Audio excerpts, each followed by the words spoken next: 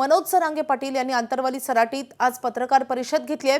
भाजपचे नेते प्रसाद लाड हे जरांगेंना भेटायला आले होते, पण त्यानंतरही सरकार दरबारी आरक्षणासाठी काहीच हालचाली झाल्या नाहीयेत आणि त्यामुळे मनोज जरांगेंनी सरकारला निर्वाडीचा इशारा दिलाय। मनोज जरांगे यांनी येत्या 30 मे पासून आंतरवाली सराटीत रखरखत्या उन्हात आमरण उपोषण करणार असल्याचा इशारा दिलाय। उन्हात आमरण उपोषण करणार, मेलो तरी चालेल असंही मनोज जरांगे म्हणतायत। तसंच आपलाच माणूस चुकीचा होता एवढं जरी लाड यांना वाटलं तरी खूप झालं असं म्हणत मनोज जरांगेंनी फडणवीसांवर निशाणा साधलाय।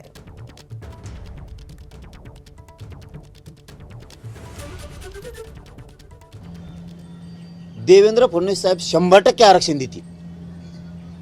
आम्हाला बोलवा ना, का तुम्हाला नुसत्या आवडत्याच मंत्र्यांना भेटायचं तुमच्या? संभ्रम मराठा समाजाचा असा घालून दिला की आम्ही आरक्षण द्यायला तयार आहेत, पण जरांगे पाटील आम्हाला बोलवित नाही। मराठ्यांनाही वाटलं असतं ते देते तर का बोलवित नाही। 17 तारखेला तुमच्या मीडियाच्या बांधवाला सांगितलं ये बाबा दे ना। आता मला वाटतं याच्यातून किमान प्रसाद लाड साहेबांचे डोळे उघडतील असं मला वाटतं। मला त्यांना टार्गेट करायचं नाही, त्यांना दोष द्यायचा नाही, कारण त्यांनी सांगितलं की मी मराठा आहे म्हणून दोष द्यायचा नाही। पण डोळे उघडले असते मात्र एवढं खरं की तो हा देवेंद्र फडणवीस किती कलाकार आहे। मला चर्चा नाही पाहिजे रे बाबा। 58 लाख नोंदी निघाल्या, त्याचे कुणबी प्रमाणपत्र तुम्ही देणार आहेत का? ज्यांना कुणबी प्रमाणपत्र दिले त्यांच्या तुम्ही व्हॅलिडिटी देणार आहेत का? हैदराबाद गॅझेटियरचा तुम्ही JR काढलाय, ते प्रमाणपत्र देणार आहेत का? त्याच्या व्हॅलिडिटी तुम्ही देणार आहेत का?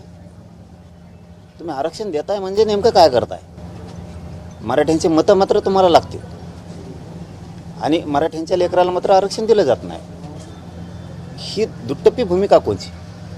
तुम्हीच आमच्यावरती हल्ले करायचे आणि तुम्हीच आमच्यावरती 307चे गुन्हे दाखल करायचे, म्हणजे राज्यातले गुन्हे सुद्धा मागे घ्यायचे नाहीत।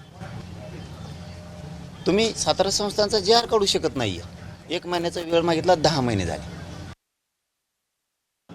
मला अंतिम टोकाचं आणि कठोर आमरण उपोषण करायचं आहे। रखरखत्या उन्हात मी हे उपोषण बास टाकून करणार आहे। ना कुठलं पाणी, ना कुठलं जेवण, ना पायात चप्पल घालणार आहे, ना काय करणार आहे। माझ्या शरीरात प्रचंड वेदना आहेत, या जीवाला मी तरसायचं तरी किती दिवस। त्यामुळं जे होईल ते होईल। उसनं घाताचा बळी गेला तरी देवेंद्र फडणवीसांमुळं गेला, सरकारमुळं गेला। कितीही जीवाची लाहीलाही झाली तरी हरकत नाही, कारण माझ्या समाजाच्या लेकरांच्याच आयुष्याचा उन्हाळा झाला आहे।